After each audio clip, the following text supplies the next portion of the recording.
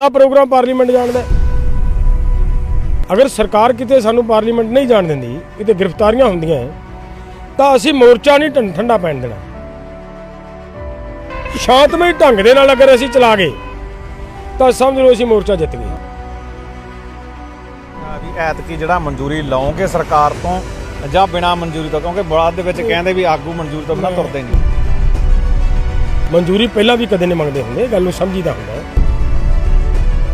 ਇਹ ਤਾਂ ਜਦੋਂ ਅਸੀਂ ਪ੍ਰੋਗਰਾਮ ਦਿੰਨੇ ਆ ਨਾ ਜੀ ਵੀ ਅਸੀਂ ਜਾਣਾ ਹੈ, ਉਸ ਵੇਲੇ ਪ੍ਰਸ਼ਾਸਨ ਦੇ ਜਦੋਂ ਹੱਥਾਂ ਪੈਰਾਂ ਦੀ ਪੈਂਦੀ ਹੈ ਨਾ, ਉਹਦੇ ਮੁਤਾਬਕ ਫਿਰ ਪ੍ਰਸ਼ਾਸਨ ਮਨਜ਼ੂਰੀਆਂ ਬਣਾ ਦਿੰਦਾ ਹੁੰਦਾ ਸਾਨੂੰ ਵੀ ਇੱਧਰ ਦੀ ਨਹੀਂ ਫਿਰ ਆਂਦੀ ਜਾਂਦੇ ਰਹੋ ਜੀ, ਇੰਨੇ ਕੁ ਜਾਂਦੇ ਰਹੋ ਜੀ, ਉਹ ਕਰ ਲਓ ਆਹ ਕਰ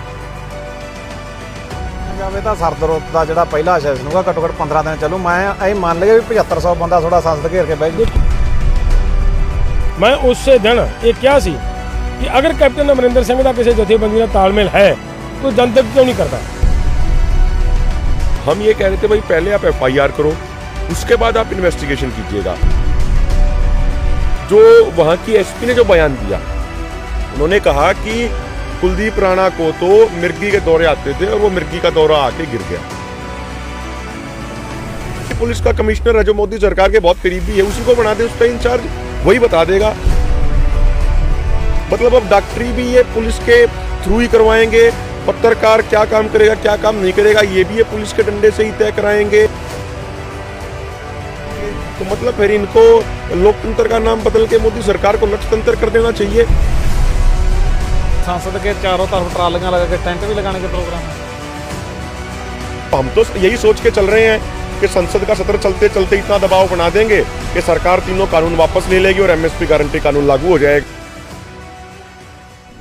ਸਤਿ ਸ਼੍ਰੀ ਅਕਾਲ ਦੋਸਤੋ, ਮੈਂ ਗੁਰਪ੍ਰੀਤ ਕੋਟਲੀ। ਜਿਸ ਤਰ੍ਹਾਂ ਸੰਯੁਕਤ ਕਿਸਾਨ ਮੋਰਚੇ ਨੇ 26 ਤਰੀਕ ਦਾ ਪ੍ਰੋਗਰਾਮ ਦਿੱਤਾ, ਉਸ ਤੋਂ ਬਾਅਦ 29 ਤਰੀਕ ਨੂੰ ਜਿਹੜਾ ਸੰਸਦ ਦਾ ਘਿਰਾਓ ਕਰਨ ਜਾਣਾ, ਇਹਨਾਂ ਗੱਲਾਂ ਬਾਰੇ ਆਪਾਂ ਜਿਹੜਾ ਸੰਯੁਕਤ ਕਿਸਾਨ ਮੋਰਚੇ ਦੇ ਆਗੂ ਜਗਜੀਤ ਸਿੰਘ ਜੀ ਡੱਲੇਵਾਲ ਸਾਹਿਬ ਨਾਲ ਤੇ ਉਹਨਾਂ ਦੇ ਨਾਲ ਕਾਕਾ ਸਿੰਘ ਜੀ ਕੋਟ ਦਾ ਅਭਿਮਨਿਊ ਕਹਾੜ, ਇਹਨਾਂ ਨਾਲ ਗੱਲਬਾਤ ਕਰਾਂਗੇ ਕਿ ਕਿਸ ਤਰ੍ਹਾਂ ਦਾ ਉਹਨਾਂ ਦੀ ਜਿਹੜੀ ਵਿਉਂਤਬੰਦੀ ਆ। ਸਤਿ ਸ਼੍ਰੀ ਅਕਾਲ ਜੀ। ਸਤਿ ਸ਼੍ਰੀ ਅਕਾਲ ਜੀ, ਬਹੁਤ ਬਹੁਤ ਧੰਨਵਾਦ। ਡੱਲੇਵਾਲ ਸਾਹਿਬ, ਕੀ ਪ੍ਰੋਗਰਾਮ ਆ ਹੁਣ ਤੁਹਾਡਾ ਜਿਹੜਾ ਹੈਗਾ 26 ਦਾ ਤੇ 29 ਦਾ, ਜੋ ਕੱਲ ਮੀਟਿੰਗ ਖਤਮ ਹੋਈ, ਉਹਦੇ ਚ ਕਿਹੜੇ ਫੈਸਲੇ ਲਿੱਤੇ ਗਏ? ਦੇਖੋ, ਉਹਦੇ ਵਿੱਚ ਸਭ ਤੋਂ ਮੇਨ ਫੈਸਲਾ ਇਹੀ ਹੈ ਕਿ ਸਰਕਾਰ ਨੇ ਰਸਤੇ ਖੋਲ੍ਹੇ ਹੈ, ਸਰਕਾਰ ਨੇ ਬੰਦ ਕੀਤੇ ਸੀ, ਔਰ ਜਦੋਂ ਸਰਕਾਰ ਨੇ ਰਸਤੇ ਖੋਲ੍ਹਤੇ ਸਾਨੂੰ ਅਲਾਊ ਕਰਤਾ ਅੱਗੇ ਜਾਣਾ, ਤਾਂ ਹੁਣ ਅਸੀਂ ਮਤਲਬ ਪਾਰਲੀਮੈਂਟ ਵੱਲ ਮਤਲਬ ਕੂਚ ਕਰਾਂਗੇ। ਉਹਦੇ ਲਈ ਪਹਿਲਾਂ ਸਾਡਾ ਪ੍ਰੋਗਰਾਮ ਸੀਗਾ ਕਿ ਅਸੀਂ 26 ਨੂੰ ਕੂਚ ਕਰਾਂਗੇ, ਲੇਕਿਨ ਆਪਣਾ ਜਿਹੜਾ ਇਹਨਾਂ ਨੇ ਪਾਰਲੀਮੈਂਟ ਦਾ ਸੈਸ਼ਨ ਆ ਉਹ 29 ਨੂੰ ਸ਼ੁਰੂ ਕਰਨਾ ਹੈ। ਇਸ ਕਰਕੇ ਹੁਣ ਸਾਨੂੰ ਸਮਾਂ ਮਿਲ ਗਿਆ, ਕਿਸਾਨਾਂ ਨੂੰ ਅਸੀਂ ਅਪੀਲ ਕਰਾਂਗੇ ਕਿ 24, 25, 26, 27 ਇਹਨਾਂ ਦਿਨਾਂ ਦੇ ਵਿੱਚ ਆਪਾਂ ਤਕੜੇ ਹੋ ਕੇ ਮੋਰਚੇ ਦੇ ਵਿੱਚ ਗਿਣਤੀ ਵਧਾਈਏ, ਕਿਉਂਕਿ ਜਿਹੜਾ ਸਾਡਾ 29 ਦੀ ਕਾਲ ਹੈ ਕਿ ਅਸੀਂ ਪਾਰਲੀਮੈਂਟ ਜਾਣਾ ਹੈ। ਪਾਰਲੀਮੈਂਟ ਜਾਂਦਿਆਂ ਸਾਡਾ ਪ੍ਰੋਗਰਾਮ ਪਾਰਲੀਮੈਂਟ ਜਾਣ ਦਾ। ਅਗਰ ਸਰਕਾਰ ਕਿਤੇ ਸਾਨੂੰ ਪਾਰਲੀਮੈਂਟ ਨਹੀਂ ਜਾਣ ਦਿੰਦੀ, ਕਿਤੇ ਗ੍ਰਿਫਤਾਰੀਆਂ ਹੁੰਦੀਆਂ ਤਾਂ ਅਸੀਂ ਮੋਰਚਾ ਨਹੀਂ ਠੰਡਾ ਪੈਣ ਦੇਣਾ। ਸਾਡੀ ਮਗਰੋਂ ਸੰਖਿਆ ਇੰਨੀ ਤਕੜੀ ਮਜ਼ਬੂਤ ਹੋਵੇ ਕਿ ਜਿਸ ਤਰੀਕੇ ਦੇ ਨਾਲ ਅਸੀਂ 500 ਦਾ ਜਥਾ, 500 ਦਾ ਜਥਾ ਟਿਕਰੀ ਬਾਰਡਰ ਤੋਂ, 500 ਦਾ ਜਥਾ ਗਾਜੀਪੁਰ ਤੋਂ ਚੱਲਣਾ ਹੈ ਸੰਸਦ ਵੱਲ ਨੂੰ, ਉਹਦੀ ਜਗ੍ਹਾ ਦੀ ਜਦੋਂ ਕਿਤੇ ਗ੍ਰਿਫਤਾਰੀ ਦੇ ਚਾਂਸ ਬਣਦੇ ਆ, ਗ੍ਰਿਫਤਾਰੀ ਹੋ ਵੀ ਜਾਂਦੀ ਹੈ, ਤਾਂ ਫਿਰ ਅਸੀਂ ਸਾਡਾ ਮਗਰਲੇ ਪਾਸੇ 500 ਦਾ ਜਥਾ ਕਾਇਮ ਰਹੇ। ਉੱਥੇ ਇਸ ਵੇਲੇ ਮੋਰਚਿਆਂ ਦੀ ਹਾਲਤ ਨੂੰ ਠੀਕ ਕਰਨਾ ਸਾਡੇ ਲਈ ਇਹਨਾਂ ਸਾਰੀਆਂ ਗੱਲਾਂ ਨੂੰ, ਪਰਿਸਥਿਤੀਆਂ ਨੂੰ ਧਿਆਨ 'ਚ ਰੱਖ ਕੇ ਜ਼ਰੂਰੀ ਹੈ, ਔਰ ਇਸ ਲਈ ਅਸੀਂ ਅਪੀਲ ਕਰਦੇ ਹਾਂ। ਪਰ ਇਹ ਜ਼ਰੂਰ ਆ ਗੱਲ ਕਿ 500 ਦਾ ਜਥਾ ਜਾਣ ਦਾ ਇੱਕ ਬਾਰਡਰ ਤੋਂ ਤਿਆਰੀ ਦਾ ਪ੍ਰੋਗਰਾਮ ਬਣਾਇਆ ਵਾ, ਉਹਨੂੰ ਉਵੇਂ ਰਹਿਣਾ। ਸਾਡੀ ਅਪੀਲ ਆ ਕਿ ਇਸ ਮੋਰਚੇ ਨੂੰ ਸ਼ਾਂਤਮਈ ਢੰਗ ਦੇ ਨਾਲ ਅਗਰ ਅਸੀਂ ਚਲਾ ਗਏ ਤਾਂ ਸਮਝ ਲਓ ਅਸੀਂ ਮੋਰਚਾ ਜਿੱਤ ਗਏ।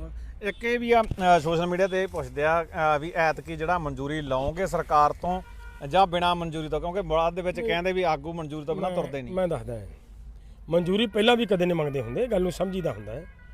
ਇਹ ਤਾਂ ਜਦੋਂ ਅਸੀਂ ਪ੍ਰੋਗਰਾਮ ਦਿੰਨੇ ਆ ਨਾ ਜੀ ਵੀ ਅਸੀਂ ਜਾਣਾ ਹੈ, ਉਸ ਵੇਲੇ ਪ੍ਰਸ਼ਾਸਨ ਦੇ ਜਦੋਂ ਹੱਥਾਂ ਪੈਰਾਂ ਦੀ ਪੈਂਦੀ ਹੈ ਨਾ, ਉਹ ਇਹ ਕਹਿੰਦੇ ਹੁੰਦੇ ਆ ਵੀ ਜੇ ਤੁਸੀਂ ਜਾਣਾ ਹੈ ਜੀ, ਕਿੱਧਰ ਦੀ ਜਾਓਗੇ, ਐਂ ਕਰੋਗੇ, ਉਹ ਕਰੋਗੇ, ਅਸੀਂ ਆਪਦਾ ਰੂਟ ਦੱਸਦੇ ਹਾਂ ਵੀ ਅਸੀਂ ਇਸ ਰੂਟ 'ਤੇ ਜਾਣਾ ਹੈ, ਸਾਡਾ ਪ੍ਰੋਗਰਾਮ ਆ ਹੈ। ਉਹਦੇ ਮੁਤਾਬਕ ਫਿਰ ਪ੍ਰਸ਼ਾਸਨ ਮਨਜ਼ੂਰੀਆਂ ਬਣਾ ਦਿੰਦਾ ਹੁੰਦਾ ਸਾਨੂੰ ਵੀ ਇੱਧਰ ਦੀ ਨਹੀਂ ਫਿਰ ਆਂਦੀ ਜਾਂਦੇ ਰਹੋ ਜੀ, ਇੰਨੇ ਕੁ ਜਾਂਦੇ ਰਹੋ ਜੀ, ਉਹ ਕਰ ਲਓ ਆਹ ਕਰ ਲਓ, ਉਹਦੇ 'ਚੋਂ ਗੱਲਾਂ ਹੁੰਦੀਆਂ। ਅਸੀਂ ਕਦੇ ਮਨਜ਼ੂਰੀ ਨਹੀਂ ਮੰਗਦੇ। ਫਿਰ ਜਿਹੜਾ ਉਹ ਤੋਂ ਬਿਨਾਂ ਜਿਹੜੇ 500 ਕਿਸਾਨ ਜਾਣਗੇ, ਇਹ ਕੀ ਪਹਿਲਾਂ ਜਿਵੇਂ ਤੁਸੀਂ ਜੰਤਰ ਮੰਤਰ ਤੇ ਬਹਿ ਕੇ ਮੁੜੇ ਆਉਂਦੇ ਸੀਗੇ, ਇੱਕ ਤਰ੍ਹਾਂ ਦੀ ਸੰਸਥਾ ਚੱਲਦੀ ਸੀ, ਕੀ ਉੱਥੇ ਜਾ ਕੇ ਫਿਰ ਬਹਿ ਕੇ 500 ਅੱਜ ਇੱਕ ਦਿਨ ਜਾ ਕੇ ਆਉਣਗੇ, ਉਹ ਮੁੜੇ ਆਉਣਗੇ, ਅਗਲੇ ਨਵੇਂ ਜਾਣਗੇ, ਕਿਸ ਤਰ੍ਹਾਂ ਹੋਊਗਾ? ਬਿਲਕੁਲ ਨਹੀਂ, ਮੁੜ ਕੇ ਨਹੀਂ ਆਉਣਗੇ। ਜਿਹੜੇ ਉੱਥੇ ਚਲੇ ਗਏ ਉਹ ਉੱਥੇ ਰੈਗੂਲਰ ਬੈਠਣਗੇ। ਅਗਲੇ ਦਿਨ ਨਵਾਂ ਜਥਾ ਜਾਏਗਾ, ਉਹ ਉੱਥੇ ਰੈਗੂਲਰ ਬੈਠੇਗਾ। ਉਸ ਤੋਂ ਅਗਲੇ ਦਿਨ ਫਿਰ ਨਵਾਂ ਜਥਾ ਜਾਏਗਾ, ਉਹ ਉੱਥੇ ਰੈਗੂਲਰ ਚੱਲੇਗਾ। ਜਿੰਨੇ ਦਿਨ ਸਾਡਾ ਉੱਥੇ ਸੰਸਦ ਦੇ ਵਿੱਚ ਚੱਲਣਾ ਹੈ ਸੈਸ਼ਨ ਚੱਲਣਾ, ਉਹਨੇ ਦਿਨ ਸਾਡੇ ਮਤਲਬ ਜਥੇ ਜਾਂਦੇ ਰਹਿਣਗੇ। ਮੰਨ ਲਓ ਘੱਟੋ ਘੱਟ ਜੇ ਮੰਨਿਆ ਜਾਵੇ ਤਾਂ ਸਰਦ ਰੁੱਤ ਦਾ ਜਿਹੜਾ ਪਹਿਲਾ ਸੈਸ਼ਨ ਹੋਊਗਾ ਘੱਟੋ ਘੱਟ 15 ਦਿਨ ਚੱਲੂ। ਮੈਂ ਇਹ ਮੰਨ ਲਿਆ ਵੀ 7500 ਬੰਦਾ ਥੋੜਾ ਸੰਸਦ ਘੇਰ ਕੇ ਬਹਿ ਜੂ। ਦੇਖੋ ਇਹ ਤੇ ਸਾਡਾ ਪ੍ਰੋਗਰਾਮ ਹੀ ਹੈ। ਮਤਲਬ ਅਸੀਂ ਦੇਖੋ ਜਦੋਂ ਆਪਾਂ ਗਏ ਸੀ ਇੱਥੋਂ, ਉਦੋਂ ਵੀ ਤਾਂ ਆਪਾਂ ਦਿੱਲੀ ਵਿੱਚ ਜਾਣ ਵਾਸਤੇ ਗਏ ਸੀ ਨਾ। ਅਗਰ ਰੋਕਿਆ ਸੀ ਸਾਨੂੰ ਤਾਂ ਸਰਕਾਰ ਨੇ ਰੋਕਿਆ ਸੀ। ਅੱਜ ਸਰਕਾਰ ਕਹਿੰਦੀ ਹੈ ਵੀ ਅਸੀਂ ਰਸਤੇ ਖੋਲ੍ਹਤੇ ਹੈ, ਅਸੀਂ ਦਿੱਲੀ ਜਾਣ ਵਾਸਤੇ, ਅਸੀਂ ਦਿੱਲੀ ਜਾਵਾਂਗੇ। ਪਾਰਲੀਮੈਂਟ ਉਸ ਦਿਨ ਜਾਣਾ ਸੀਗਾ, ਉਸ ਪਾਰਲੀਮੈਂਟ ਅੱਜ ਜਾਵਾਂਗੇ। ਇਹ ਹੁੰਦਾ ਤਾਂ ਨਹੀਂ, ਕਿਉਂਕਿ ਜਦੋਂ ਮੰਨ ਲਓ ਲੋਕ ਪਹੁੰਚ ਜਾਂਦੇ ਆ ਤੇ ਆਗੂ ਕਹਿੰਦੇ ਆ। ਹੁਣ ਇੱਕ ਇਹ ਦੱਸੋ ਵੀ ਜਿਹੜਾ ਇਹ ਵੀ ਪੁੱਛਦੇ ਲੋਕ, ਉਹ ਜਿਹੜੇ 500 ਬੰਦੇ ਜਾਣਗੇ ਕਿਵੇਂ, ਤੁਰ ਕੇ ਜਾਣਗੇ, ਟਰੈਕਟਰਾਂ ਤੇ ਜਾਣਗੇ, ਬੱਸਾਂ ਤੇ ਜਾਣਗੇ, ਅਜੇ ਬਣਾਉਣਾ? ਉਹਦੇ ਲਈ ਪ੍ਰੋਗਰਾਮ ਸਾਡਾ ਇੱਕ ਵਾਰੀ ਤੈਅ ਇਹ ਹੋਇਆ ਕਿ ਟਰੈਕਟਰਾਂ ਤੇ ਜਾਣਾ। ਕਈ ਵਾਰੀ ਕਿਸੇ ਤਰ੍ਹਾਂ ਦਾ ਮਤਲਬ ਸੰਯੁਕਤ ਮੋਰਚੇ ਦੇ ਵਿੱਚ ਵਿਚਾਰ ਚਰਚਾ 'ਚ ਕੋਈ ਗੱਲ ਆ ਜਾਂਦੀ ਹੈ ਵੀ ਆਪਾਂ ਸਾਧਨ ਬਦਲਣਾ ਜਾਂ ਕਰਨਾ, ਇਹ ਕੋਈ ਹੋ ਸਕਦੀਆਂ ਹੁੰਦੀਆਂ ਗੱਲਾਂ। ਲੇਕਿਨ ਜਾਵਾਂਗੇ ਪੈਦਲ, ਇੰਨਾ ਲੰਬਾ ਸਫ਼ਰ ਨਹੀਂ ਬੰਦੇ ਤੈਅ ਕਰ ਸਕਣਗੇ। 35-40 ਕਿਲੋਮੀਟਰ ਦਾ ਸਫ਼ਰ ਹੈ। ਸੋ ਇਸ ਗੱਲਾਂ ਨੂੰ ਧਿਆਨ 'ਚ ਰੱਖ ਕੇ ਟਰੈਕਟਰਾਂ ਦਾ ਪ੍ਰੋਗਰਾਮ ਹੈ। ਟਰੈਕਟਰਾਂ ਤੇ ਇਹ ਜਿਹੜਾ ਹੁਣ ਲਗਭਗ ਆਪਾਂ ਖੜੇ ਆ, ਝੋਨਾ ਵੱਢ ਲਿਆ, ਕਣਕ ਵੀ ਲਗਭਗ 50% ਬੀਜੀ ਗਈ ਹੈ। ਪਿੰਡਾਂ ਦੇ ਵਿੱਚੋਂ ਜੱਥੇ ਕੱਢਣ ਵਾਸਤੇ ਜਥੇਬੰਦੀਆਂ ਜਾਂ ਕਿਸ ਤਰ੍ਹਾਂ ਦਾ ਪ੍ਰੋਗਰਾਮ ਹੈ? ਕਿਉਂਕਿ ਨਾਲ ਵੋਟਾਂ ਵੀ ਹੈ, ਵੋਟਾਂ ਵਾਲੇ ਵੀ ਹੁਣ ਖਿੱਚਣਗੇ ਆਪਦੇ ਆਪ ਨੂੰ, ਲੋਕਾਂ ਨੂੰ ਆਪਦਾ ਜਿਹੜਾ ਕੇਡਰ ਹੈ, ਤੇ ਤੁਸੀਂ ਉਹ ਚੀਜ਼ ਨੂੰ ਕਿਵੇਂ ਕਾਊਂਟਰ ਕਰੋਗੇ? ਅਸੀਂ ਪੁਰਜ਼ੋਰ ਅਪੀਲ ਕਰਾਂਗੇ ਕਿ ਕਿਸਾਨ ਦੋਸਤੋ, ਇਸ ਮੋਰਚੇ ਨੂੰ ਤਕੜੇ ਹੋ ਕੇ ਭਰੋ। ਇਹ ਮੋਰਚਾ ਤੁਹਾਡਾ ਹੈ। ਅਸੀਂ ਤਾਂ ਸਿਰਫ ਇੱਕ ਮੋਹਰਾਂ, ਸਾਨੂੰ ਤਾਂ ਤੁਸੀਂ ਮੂਹਰੇ ਲਾਇਆ ਹੈ। ਅਸੀਂ ਉਹ ਆਪਦੀ ਡਿਊਟੀ ਨਿਭਾ ਰਹੇ ਜਿਹੜੀ ਤੁਸੀਂ ਸਾਨੂੰ ਦਿੱਤੀ ਹੈ। ਮੋਰਚੇ ਦੀ ਜਿੱਤ, ਮੋਰਚੇ ਦੀ ਹਾਰ ਤੁਹਾਡੇ ਸਿਰ ਤੇ ਖੜੀ ਹੈ। ਤਕੜੇ ਹੋ ਕੇ ਜਿੰਨੀ ਗਿਣਤੀ ਤੁਹਾਡੀ ਉੱਥੇ ਮੌਜੂਦ ਰਹੇਗੀ, ਸਾਨੂੰ ਦਿਸੇਗਾ ਵੀ ਸਾਡੇ ਸਾਥੀ, ਸਾਡੇ ਵੀਰ ਮਜ਼ਬੂਤੀ ਨਾਲ ਮੋਰਚੇ 'ਚ ਬੈਠੇ ਆ, ਤਾਂ ਸਾਡੇ ਵੀ ਜਿਹੜੇ ਫੈਸਲੇ ਲੈਣ ਦੀ ਜਿਹੜੀ ਸਮਰੱਥਾ ਹੈ ਉਹ ਮਜ਼ਬੂਤ ਹੋ ਜੂਗੀ, ਸਾਡੀ ਵੀ ਤਾਕਤ ਮਜ਼ਬੂਤ ਹੋ ਜੂਗੀ। ਤੋ ਅਸੀਂ ਜਿਹੜੀ ਗੱਲ ਨੂੰ ਲੈ ਕੇ ਤੁਰੇ, ਪਹਿਲੇ ਦਿਨ ਜਿਹੜੀ ਗੱਲ ਨੂੰ ਲੈ ਕੇ ਤੁਰੇ ਹਾਂ, ਅਸੀਂ ਉਸ ਗੱਲ ਤੇ ਖੜੇ ਹਾਂ। ਕਾਨੂੰਨ ਰੱਦ ਕਰਾਉਣੇ ਆ, MSP ਦੀ ਗਰੰਟੀ ਲੈਣੀ ਹੈ। MSP ਦੀ ਗਰੰਟੀ ਬਗੈਰ ਦੇਸ਼ ਦਾ ਕੁਝ ਨਹੀਂ ਬਣ ਸਕਦਾ। ਇੱਕ ਲਾਸਟ ਸਵਾਲ ਹੈ ਤੁਹਾਡੇ ਤੋਂ। ਇੱਕ ਵਿੱਚ ਗੱਲਾਂ ਉੱਡਦੀਆਂ ਰਹਿੰਦੀਆਂ ਕਿ ਪਹਿਲਾਂ ਕਹਿੰਦੇ ਸੀ ਦੀਵਾਲੀ ਤੱਕ ਖਤਮ ਹੋ ਜਾਊ, ਹੁਣ ਦੀਵਾਲੀ ਵੀ ਲੰਘ ਗਈ। ਹੁਣ ਮੈਨੂੰ ਲੱਗਦਾ ਕਈ ਕਹਿ ਦੇਣਗੇ ਜਦੋਂ ਗੁਰਪੁਰਬ ਆਊਗਾ ਉਦੋਂ ਖਤਮ ਹੋ ਜਾਊ। ਇਹ ਕਿਹੜੀਆਂ ਜਥੇਬੰਦੀਆਂ ਜਿਨ੍ਹਾਂ ਬਾਰੇ ਕੈਪਟਨ ਸਾਹਿਬ ਵੀ ਕਹਿ ਦਿੰਦੇ ਆ? ਤੁਸੀਂ ਤੁਹਾਡੀ 32 ਜਥੇਬੰਦੀਆਂ ਦੀ ਮੀਟਿੰਗ ਹੋਈ, ਪੁੱਛਿਆ ਨਹੀਂ ਵੀ ਭਾਈ ਕਿਹੜੇ ਬੰਦੇ? ਨਹੀਂ ਦੇਖੋ, ਮੈਂ ਤੇ ਅਸੀਂ 32 ਜਥੇਬੰਦੀਆਂ ਦੇ ਵਿੱਚ ਜੋ ਗੱਲ ਹੋਈ ਹੈ, 32 ਜਥੇਬੰਦੀਆਂ ਨੇ ਕਿਹਾ ਵੀ ਸਾਡੀ ਕਿਸੇ ਦੀ ਕੋਈ ਕੈਪਟਨ ਨਾਲ ਗੱਲ ਨਹੀਂ ਹੋਈ ਜਾਂ ਕਿਸੇ ਦੀ ਕੋਈ ਸਰਕਾਰ ਨਾਲ ਗੱਲ ਨਹੀਂ ਹੋਈ। ਮੈਂ ਜਿਸ ਦਿਨ ਕੈਪਟਨ ਅਮਰਿੰਦਰ ਸਿੰਘ ਨੇ ਕਿਹਾ ਸੀਗਾ ਕਿ ਮੇਰੀ 13 ਜਥੇਬੰਦੀਆਂ ਨਾਲ ਗੱਲਬਾਤ ਹੈ, ਮੇਰੇ ਲਿੰਕ 'ਚ ਨੇ, ਮੈਂ ਉਸੇ ਦਿਨ ਇਹ ਕਿਹਾ ਸੀ ਕਿ ਅਗਰ ਕੈਪਟਨ ਅਮਰਿੰਦਰ ਸਿੰਘ ਦਾ ਕਿਸੇ ਜਥੇਬੰਦੀ ਨਾਲ ਤਾਲਮੇਲ ਹੈ ਤਾਂ ਜਨਤਕ ਕਿਉਂ ਨਹੀਂ ਕਰਦਾ? ਉਹਨੂੰ ਜਨਤਕ ਨਾ ਕਰਨ ਦੇ ਮਗਰਲੇ ਪਾਸੇ ਬੜੀ ਕਲੀਅਰ ਗੱਲ ਹੈ ਕਿ ਕੈਪਟਨ ਅਮਰਿੰਦਰ ਸਿੰਘ BJP ਦੀ ਹੀ B ਟੀਮ ਹੈ। ਉਹ ਸਾਡੇ ਅੰਦੋਲਨ ਦੇ ਵਿੱਚ ਇਹ ਵਿਸ਼ਵਾਸ ਦੀ ਭਾਵਨਾ ਲਿਆਉਣੀ ਚਾਹੁੰਦਾ ਹੈ ਕਿ ਬੇਵਿਸ਼ਵਾਸੀ ਹੋਵੇ ਵੀ ਉਹ ਤਾਂ ਲੀਡਰ ਜੀ ਮਿਲਦੇ ਫਿਰਦੇ ਨੇ, ਜਥੇਬੰਦੀਆਂ ਮਿਲਦੀਆਂ ਫਿਰਦੀਆਂ, ਤਾਂ ਕਿ ਅੰਦੋਲਨ ਸਾਡਾ ਕਮਜ਼ੋਰ ਹੋ ਜਾਏ। ਕੋਈ ਇਹੋ ਜਿਹੀ ਗੱਲ ਨਹੀਂ ਗੀ, ਸਾਰੇ ਦਿਲ ਦੇ ਰੱਦੇ। ਇੱਕ ਅੱਜ ਤੁਹਾਡੀ ਜਥੇਬੰਦੀ ਦਾ ਜਿਹੜਾ ਹੈਗੇ ਆਪਾਂ ਕਿ ਫਤਿਹਗੜ੍ਹ ਸਾਹਿਬ ਵਾਲੇ ਪਾਸਿਓਂ ਇੱਕ ਕਿਸਾਨ ਆਗੂ ਆ ਜਿਹੜਾ ਉਹਨੇ ਆਪਦੀ ਜੀਵਨ ਲੀਲਾ ਸਮਾਪਤ ਕਰਤੀ ਹੈ। ਕੀ ਘਟਨਾ ਹੋਈ ਹੈ ਜਿਹੜੀ ਇਹ? ਦੇਖੋ, ਜਿਹੜੀ ਉਹਦੀ ਘਟਨਾ ਦੀ, ਜਿੱਥੇ ਹੁਣ ਮੈਂ ਤਾਂ ਇੱਥੇ ਬਿਮਾਰ ਹੋਣ ਕਰਕੇ ਆਇਆ ਵਾ ਸੀ ਪਿੰਡ, ਰਾਤ ਹੀ ਆਏ ਹਾਂ ਅਸੀਂ, ਸਾਡੇ ਤੋਂ ਮਗਰੋਂ ਇਹ ਘਟਨਾ ਵਾਪਰ ਗਈ। ਬੜੀ ਦੁਖਦਾਈ ਘਟਨਾ ਹੈ। ਜਿਸ ਤਰ੍ਹਾਂ ਦੀ ਸਾਨੂੰ ਉੱਥੋਂ ਆਗੂਆਂ ਤੋਂ ਗੱਲਬਾਤ ਮਿਲੀ ਹੈ, ਉਹ ਇਹ ਨਿਕਲੀ ਹੈ ਕਿ ਉਹ ਆਦਮੀ 3-4 ਦਿਨ ਤੋਂ ਆਇਆ ਸੀ, ਔਰ ਜਿਸ ਤਰ੍ਹਾਂ ਦੀ ਘਟਨਾ ਲਖੀਮਪੁਰ ਦੇ ਵਿੱਚ ਵਾਪਰੀ ਤੇ ਜਿਸ ਤਰ੍ਹਾਂ ਦੀ ਹਰਿਆਣੇ ਦੇ ਵਿੱਚ ਹੁਣ ਘਟਨਾ ਵਾਪਰ ਕੇ ਹਟੀ ਹੈ, ਔਰ ਇਹਨਾਂ ਦੋਹਾਂ ਘਟਨਾਵਾਂ ਨੂੰ ਲੈ ਕੇ ਉਹ ਕਾਫੀ ਬੰਦਾ ਮਤਲਬ ਸਟ੍ਰੈਸ ਦੇ ਵਿੱਚ ਸੀਗਾ। ਇੱਥੋਂ ਤੱਕ ਉਹ ਬੰਦਾ ਕਹਿੰਦਾ ਰਹਿੰਦਾ ਸੀ, ਉਹ ਬੰਦੇ ਦੱਸਦੇ ਆ ਵੀ ਸਰਕਾਰ ਬੜੀ ਜ਼ਾਲਮ ਹੈ, ਬੜੀ ਮਾੜੀ ਹੈ, ਇਹ ਲੋਕਾਂ ਦਾ ਮਤਲਬ ਕਤਲੇਆਮ ਕਰਨ ਤੇ ਤੁਲੀ ਹੋਈ ਹੈ। ਇਹੋ ਜਿਹੀਆਂ ਗੱਲਾਂ ਉਹ ਬੰਦਾ ਕਰਦਾ ਸੀਗਾ, ਔਰ ਲੋਕਾਂ ਮਾਨਸਿਕ ਤੌਰ ਤੇ ਸਟ੍ਰੈਸ ਆ ਚੁੱਕਿਆ ਸੀ ਤੇ ਜਿਹਦੇ 'ਚ ਮੈਨੂੰ ਲੱਗਦਾ ਉਹਨੇ ਮਤਲਬ ਖੁਦਕੁਸ਼ੀ ਕੀਤੀ।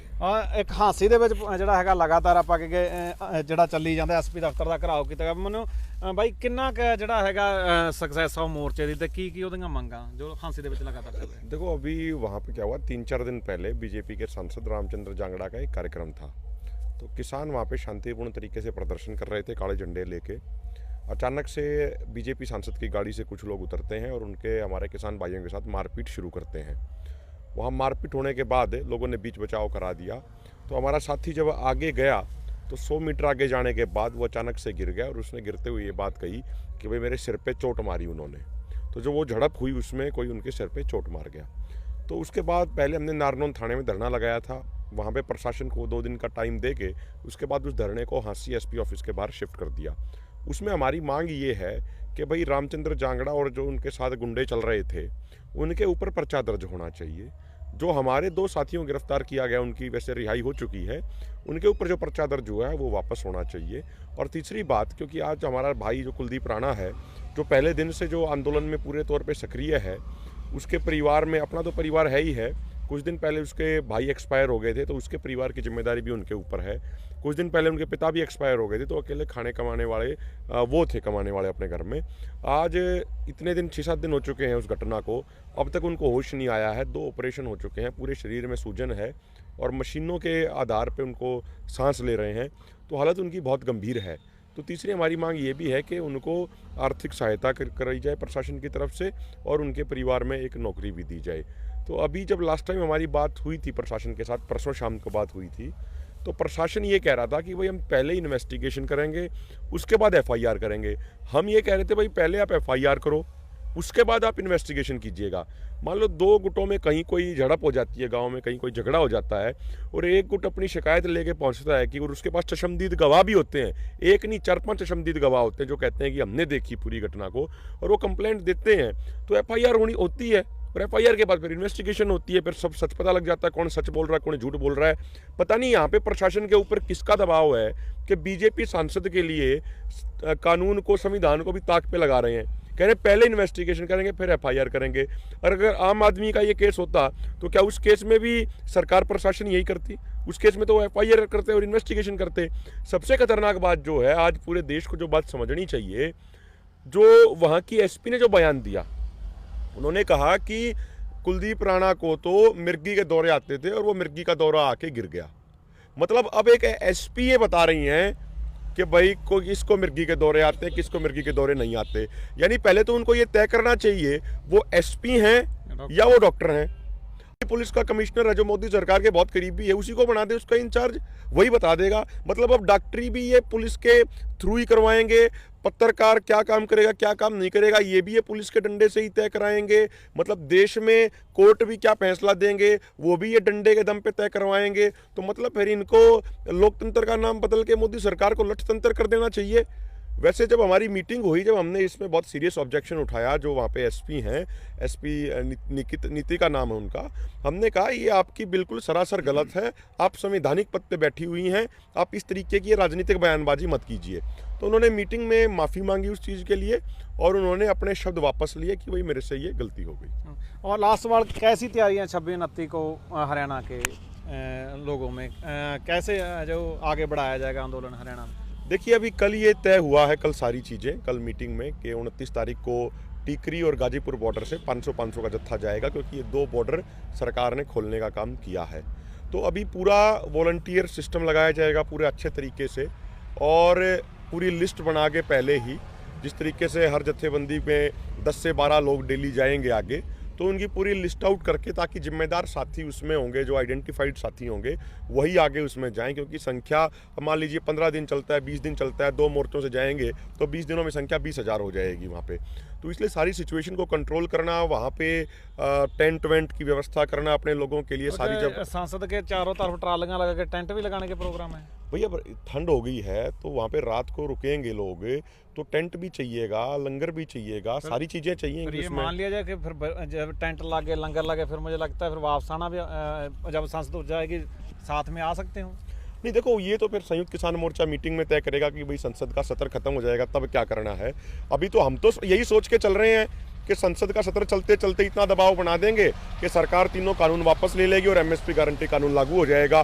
भाई हम तो फरियादी हैं, जो फरियादी होता है वो तो उम्मीद से ही आता है कि भाई ये स्टेप उठाएंगे तो हमारा आंदोलन हम जीत लेंगे। तो उसी उम्मीद के साथ ये स्टेप उठा रहे हैं कि इसमें सरकार पे माकूल दबाव बनाएंगे और भी ज़्यादा दबाव बनाएंगे, जिससे सरकार झुके, हमारी मांगे पूरी हों और हम आंदोलन जीत के वापस अपने घर ही आएंगे। दोबारा सड़क पे बैठने का शौक थोड़ी किसी को है, ये तो मजबूरी वश बैठना पड़ रहा है, क्योंकि जमींदार को अपनी ज़मीन भी बचानी है, जमींदार को अपना एक उसके ज़मीर का भी सवाल बन गया ये। तो वो भी सारी चीज़ें हैं। तो इसलिए हम उम्मीद करते हैं कि ये फैसला माकूल दबाव बनाएगा सरकार के ऊपर और मजबूती से इस फैसले को लागू करेंगे। धन्यवाद। सो ਇਹ ਸੀਗੇ ਪੰਜਾਬ ਦੇ ਆਗੂ ਜਗਜੀਤ ਸਿੰਘ ਡੱਲੇਵਾਲ ਤੇ ਨਾਲ ਹਰਿਆਣਾ ਦੇ ਆਗੂ ਆਪਾਂ ਗੱਲ ਕਰਗੇ, ਤੇ ਇਹਨਾਂ ਦਾ ਸਿੱਧਾ ਕਹਿਣਾ ਕਿ ਅਸੀਂ ਜਿਹੜਾ ਇੱਕ ਵਾਰ ਸੰਸਦ ਜਾਵਾਂਗੇ, ਤੇ ਇਹਦਾ ਮਤਲਬ ਇਹ ਕਿ ਲਗਭਗ 15 ਦਿਨਾਂ 'ਚ 15,000 ਬੰਦਾ ਜਿਹੜਾ ਹੈਗਾ ਸੰਸਦ ਦੇ ਆਸੇ-ਪਾਸੇ ਟਰਾਲੀਆਂ ਲਾ ਕੇ, ਟੈਂਟ ਲਾ ਕੇ ਆਉਣ ਵਾਲੇ ਦਿਨਾਂ 'ਚ ਤੁਹਾਨੂੰ ਬੈਠਾ ਮਿਲੂਗਾ। ਲਗਾਤਾਰ ਲੋਕਾਂ ਦੀ ਡਿਮਾਂਡ ਸੀ, ਸ਼ਾਇਦ ਉਹ ਪੂਰੀ ਹੋ ਰਹੀ ਹੈ।